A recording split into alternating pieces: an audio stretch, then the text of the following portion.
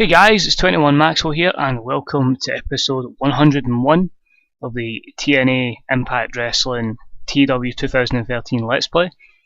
You join us now as we're on our road to Slammiversary in 2016 and we're debuting our brand new show TNA Crossfire, which as far as I'm aware is getting taped on the same day as Impact Wrestling, but is getting shown after it. So I'm just going to go with the sense that Crossfire is actually recorded and produced first and shown first, so the storylines can go from Crossfire to Impact Wrestling for the sake of the YouTube series. Today's show, pretty good, 17 segments, 3 pre-show segments, hopefully building up towards Slammiversary. We've got only 4 shows to build up because it is in the second week, so hopefully we can get a good card together for you. And we're going to be booking today's show in the Richmond Coliseum in the Mid-Atlantic region. I had a wee look where we could have had the show and had noticed that we hadn't been in the Mid-Atlantic since Retribution, which was in December, so we've started to place it a show for 5 months and hopefully we can give them a good show here. So without further ado, let's kick on with it, and hopefully it's a good show and hopefully it's a good rating and hopefully a good sign of where things are going to go with the 2 shows now. So we start off in a match that had some good action, but not much in the way of heat. Matt Hardy defeats Davey Richards in 9-10 with a twist of hate. That's 69C+. Matt is just back from injury, so we'll have to build him up again. And pretty much we've reduced Davey Richards to a jobber at this point, because of Eddie Edwards leaving. No worker improvements, a lot of negatives, mostly for Matt Hardy, but I think he's a card we need to play because of his experience. In a match that had some good action but not much in the way of heat, Mia Yim and Ivelisse Velez defeat Amazing Kong and Melissa in 7:24 when Mia Yim defeated Amazing Kong with a Kiss of the Dragon, 58C-. Melissa seemed off her game. Mia Yim and Ivelisse had excellent chemistry. I'm unsure what I'm going to do with the knockouts, because I think if you give them in their own division, you limit what they can do. So I may take away the division from the product, but obviously still just pick them against women, just so we can start building them up as maybe mid-carders and main eventers and whatever, and give the knockouts division a bit more of a spotlight, so we can get maybe higher ratings. But pretty decent there. With Amazing Kong probably retire. I think she's retiring within 2 months now, so it makes sense to drop her out and get Mia Yim as much overness as possible. And Kong improves performance skills while Melissa improves her rumble skills. Negatives, mostly Melissa. Actually, very few for I was going to say Amazing Kong there. Very few for Mia Yim, which is ideal, and hopefully we can keep building her up. And final pre-show match, and about to feature great action and average heat. These two do well together all the time. Ricochet defeated Hawkins in 9:51 by pinfall with a Chocolate Rain, 75B-. Both guys have great chemistry together, so that probably shows it in their performance. Ricochet is hinting at a face turn, but I get little reaction as the fans recognise it's not a strong suit. Even if it isn't a strong suit, you know, sometimes you need to make that change and see if a wrestler can do it as a face and a heel. So we may push forward to that face turn just to kind of freshen up the upper mid-card main event scene. Usual ones for poor gimmick, holding back and inconsistency. Cold crowd you can expect in a pre-show, and announcing quality. That's going to come over time as well with the announcers. The actual event itself starts with a glass shattering and returning to TNA as the general manager of TNA Crossfire, Stone Cold Steve Austin. The crowd pops loudly. If you're happy to see Steve Austin back, give me a hell yeah. The crowd responds, hell yeah. Anyway, let's cut to the chase. This show is my show. It's Stone Cold's rules, not Kurt Angle. So you little sons of a bitches who get away with that crap on Impact?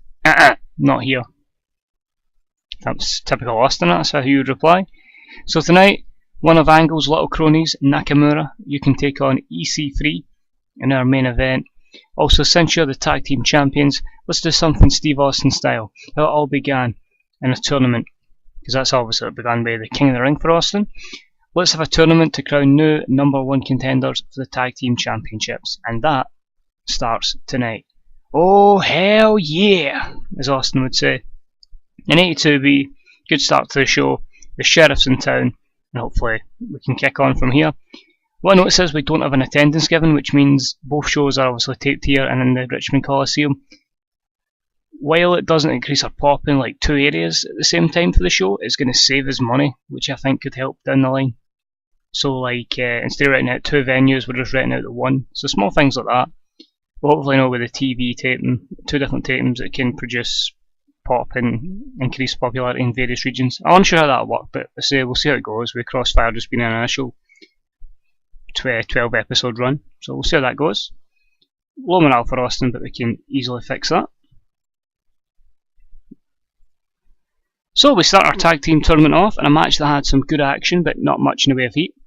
Team 3D defeated Paul Burchill and Redmond in 7:32, when Billy Ray defeated Paul Burchill with a 3D. 67C+, not bad considering Burchill and Redmond are obviously not the most over guys on the planet, although we may build something here. Great chemistry as always by Team 3D. Billy Ray had a great performance. The NYD Hollywood storyline continues because Team 3D are together, so we need to fix that. Paul Burchill's improving his rumble skills. Negatives, I think, they're just for holding back and the obvious declining physical ability of Team 3D. So that could have maybe easily made a 70B- over time. We cut to a graphic that will tell us that CM Punk will face Jeff Hardy tonight. And that is a 76B-. We then have a video airing about Bram, and it's documenting his destruction. Obviously we're going to give Bram a little push. That's a 56C-. We're going to build him up. And about that had some solid in-ring action, but not much in the way of heat. Bram defeats Robbie E in 5:47 with a banned curb stomp. Apparently we have the curb stomp and it's Bram's move. 51D+, that is what it is. It's a squash match, it's a bit of filler. Bram got a lot of good bonuses there. Negatives are just the holding back and the low momentum of Robbie E, plus just really not being over, so that's something we can work with. After the beatdown from Bram, Robbie E is lying in the ring when all of a sudden Madison Rayne comes out to check on him. So maybe Madison feels a bit of sympathy for Robbie E. We'll find out. But 54C-, no skill improvements there. Both have got low momentum, so that's something we're going to work with over time. We cut to a backstage promo, and we see Angelina Love with Samoa Joe. She has her hands all over the Samoan submission machine before saying to the camera, "Joe's gonna kill ya." Then hits an evil laugh. So basically, in game they have a relationship. Although Angelina Love obviously is married to David Richards in real life now. This was obviously set a year ago before any of that had transpired. So in the game, the relationship was put with these two. I thought, alright, let's put them together in a storyline and put Angelina as Joe's manager. So 63C, Joe needs a character change. We'll look at that and hopefully we'll sort it up. And hopefully it's a push for both of them because they're both getting mid 30s now to late 30s, so we may need to push younger talents over them, but we'll see what happens. We'll give them a run at the moment. In a match that had some good action and average heat, Samoa Joe defeats James Storm in 8:41 by pinfall, following interference from Angelina Love. So Angelina Love making her presence known already. 64C as we go to build up the Samoan submission machine again. James Storm is improving in rumble skills, Samoa Joe in performance skills. So hopefully we can fix up Samoa Joe and get him up there.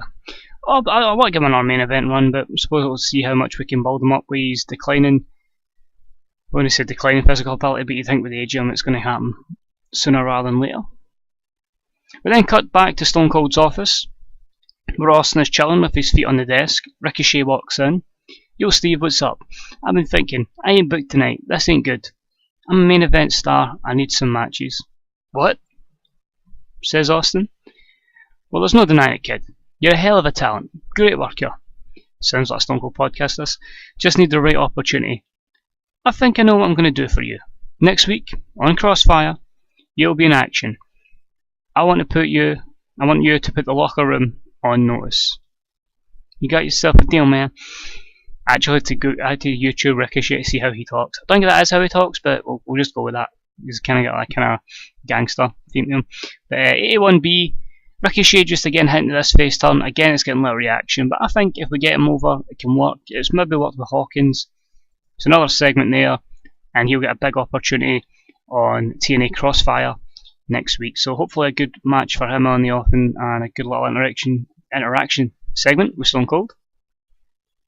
I'm unsure who he's going to face, so that's why it's not booked in at the moment. About they had some solid in-ring action, but not much in the way of heat. Continuing on our tag team tournament, Crown Time defeated the VIP list in 9:24 when Shad Gaspard defeated Showtime by pinfall with a G9. And not much to just put Crown Time over and build up Jason Paul since he's still an opener. Tracy Brooks did some good work at ringside. Jason Paul was off his game. Shame it is only the 58 C-, no skill improvements. We'll see what we can do with that. We'll really see what we can do with that. Not the greatest match in the world. Next up we have the Joey Ryan Show. Welcome everyone to the Joey Ryan Show. The star of Hollywood, Joey Ryan is your host. Tonight my guest is Morrison. Morrison music hits and he comes to the ring. So Morrison, welcome to the Joey Ryan Show. How does it feel to be the reason we lost the tag team championships? Hey listen, it wasn't through heart of trying. We were just unlucky on the day. Let's move on. Let's win them back. Unlucky? Really? Someone like me with God-given talent? Luck isn't a factor. You just weren't good enough. You think you're from Hollywood? You're not. You're just some low-life scum whose career was struggling till Joey Ryan picked him up. Morrison is then angered by Ryan's comments and lays out his former tag team partner. 72B there. It continues obviously the storyline because they're chained together. Morrison's foreshadowing a face turn.